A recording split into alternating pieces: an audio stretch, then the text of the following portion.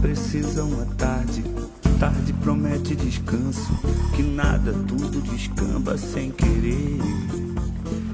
Remorsos rondam a cama, solidão, psicodrama, conversa pra boi dormir, é só eu que tô sem você.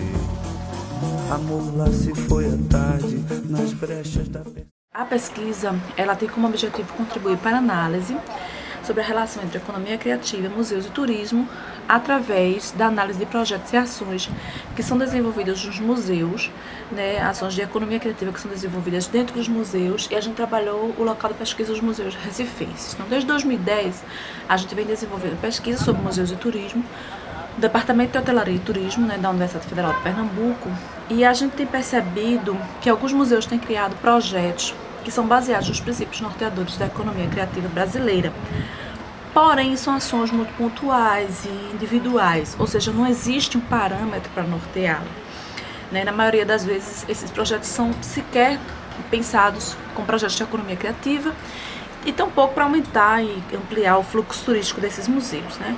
Muitos projetos de economia criativa que são hoje desenvolvidos nos museus que têm características de economia criativa, eles são nomeados como ações educativas, ações pedagógicas, seja em parte, né, pela ideia da função do museu ser uma função pedagógica, ou também pelo desconhecimento mesmo das discussões sobre a economia criativa, que no Brasil são muito recentes, né, datadas de 2009.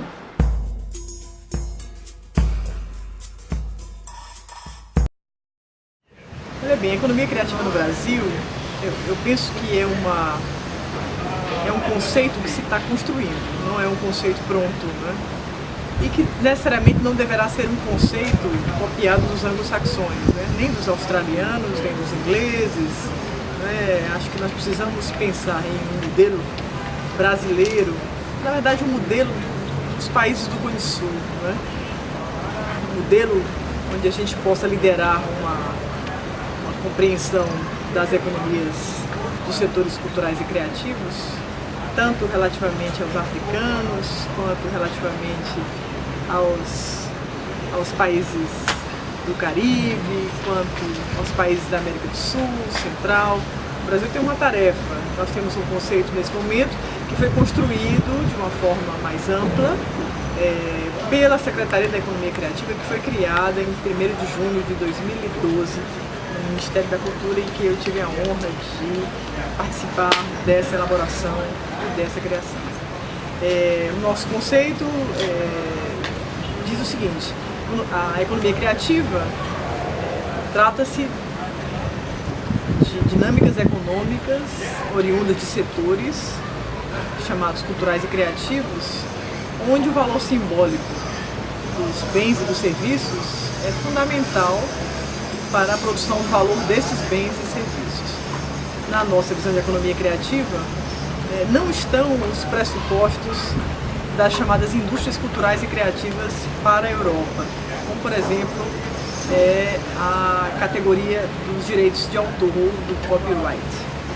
Essa é uma discussão que nós precisamos aprofundar se a gente quer construir um modelo brasileiro, porque o direito ao autor é um direito que é sempre pensado na perspectiva do indivíduo, da produção cultural do indivíduo. E nós no Brasil, assim como na África ou no Caribe, nós vamos precisar cada vez mais avançar para um direito coletivo que proteja e salvaguarde bens e serviços produzidos por coletividades. E na perspectiva da cultura digital, os bens também produzidos e difundidos pelas redes. Portanto, a cultura digital tem um papel fundamental no século XXI para a produção desses bens. Então, me parece que num conceito de economia criativa brasileiro, nós vamos ter que avançar numa perspectiva de um direito coletivo, de proteção dos direitos coletivos, regiões quilombolas, tribos indígenas, produção artesanal. Tudo isso implica numa visão muito mais comunitária e coletiva e no mundo de redes do que no mundo de garantias individuais, como de uma certa forma sempre tratou a Organização Mundial da Propriedade Intelectual as questões relativas ao copyright. Temos que falar do copyleft. então temos que falar do Creative Commons, do software livre, do que hoje acontece no mundo onde a tecnologia avançou, onde o domínio público é também uma questão importante para o acesso aos bens. Não adianta se produzir uma indústria criativa ou cultural se não houver uma economia, no sentido de indivíduos que criam, produzem, distribuem, difundem, exportam até, ou levam esses bens e serviços a mercados ou a uma produção que seja democrática. Né?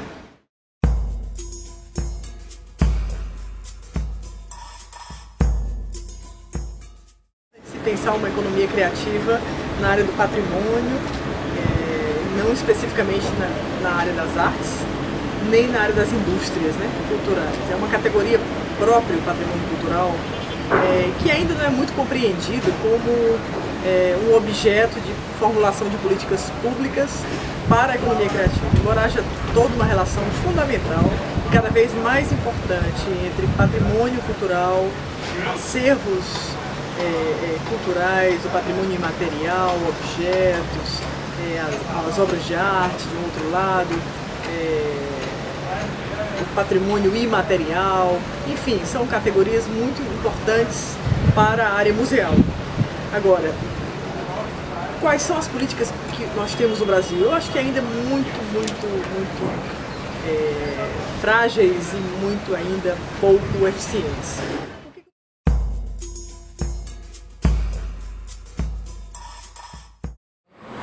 O Cais do Sertão, na verdade, ele foi um pedido do presidente Lula, até então, na época, ao prefeito João Paulo, aqui da cidade do Recife, que construísse um museu sobre o Luiz Gonzaga. E esse pedido foi se passando os governos, a licitação também foi evoluindo, e durante essa pesquisa percebeu-se que o Luiz Gonzaga em si, na verdade, era muito pouco diante do que ele representa, que é a cultura, uma parte da cultura do Nordeste, que é a cultura sertaneja, do interior. Então, o conceito desse museu, ele se multiplicou e foram divididos, na verdade, em 7 aspectos, que são 7 territórios que falam da vida do sertanejo, inspirado, pontuado por Luiz Gonzaga. A gente tem aqui a forma que o sertanejo vive, a forma que o sertanejo trabalha, a criação, a questão da espiritualidade, o cantar, que é protagonizado por Luiz Gonzaga, como Luiz Gonzaga fez nessa trajetória de levar esses ritmos sertanejos para o Brasil e para o mundo. Há informações sobre a ocupação do sertão, sobre as personalidades do sertão, e uma parte interativa muito bacana que você experimenta, na verdade, essa musicalidade sertaneja num karaokê, que você grava uma música do Luiz Gonzaga, e uma sala que você experimenta os instrumentos típicos da cultura do sertão.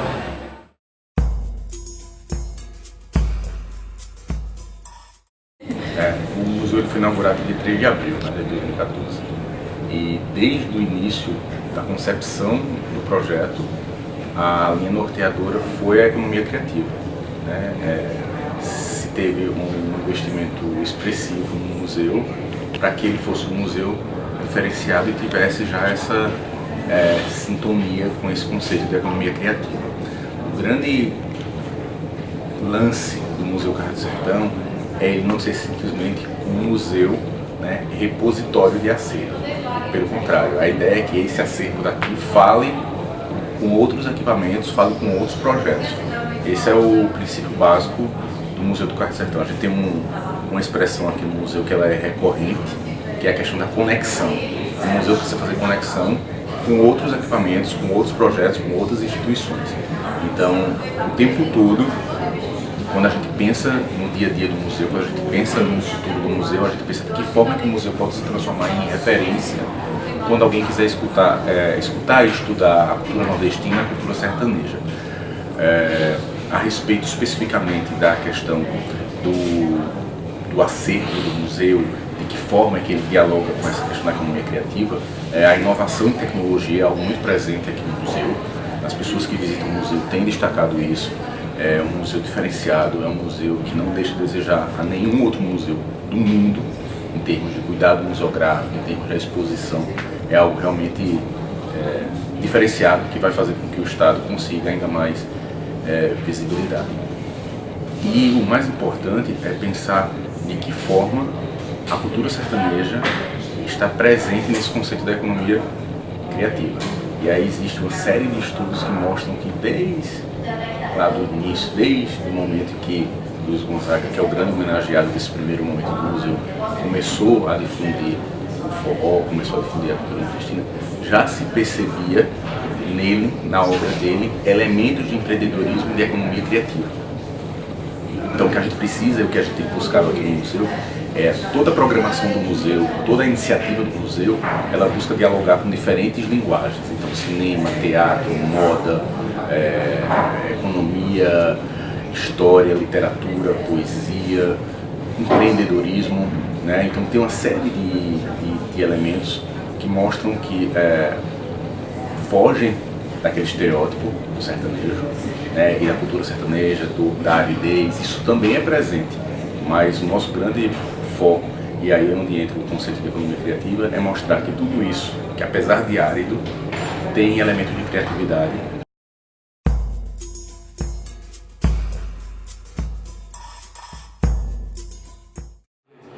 O Passo do Frevo ele surge no contexto da assunção de novas instituições, de novos equipamentos culturais, que além de possibilitar a ampliação da cidadania e o acesso aos direitos culturais, ele possibilita também uma nova lógica que permite o atrelamento do ativo cultural com o processo de desenvolvimento. Então, de alguma maneira, ele consolida uma mudança de paradigma em que a máquina no século passado era um grande motor, né, da produção, e nesse novo século o conhecimento passa a ser esse novo espaço de gestação de um modelo de produção. Então o Passo do Frevo ele é um grande centro cultural, né, focado na preservação, na valorização, na difusão e transmissão do frevo, mas também que possibilita uma nova compreensão do consumo desse bem cultural, desse patrimônio cultural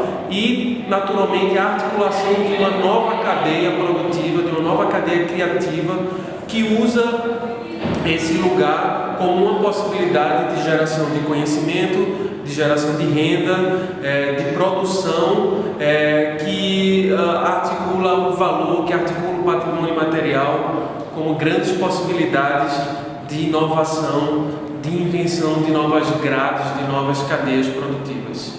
Então o Passo hoje, ele, em certa medida, além de possibilitar um lugar de apresentação de uma memória do frevo, de uma história do frevo, ele acima de tudo possibilita a convergência, possibilita um encontro de todos os atores que produzem, que criam um frevo e que querem um espaço que viabilize a sua circulação, a sua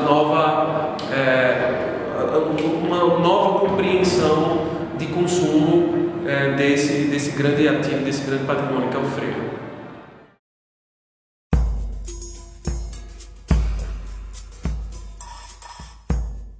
O Praias do Capibaribe surgiu em 2011, já numa parceria entre um outro projeto que chama Eu Quero Nadar no Capibaribe e Você e o Museu Murilo Agrega.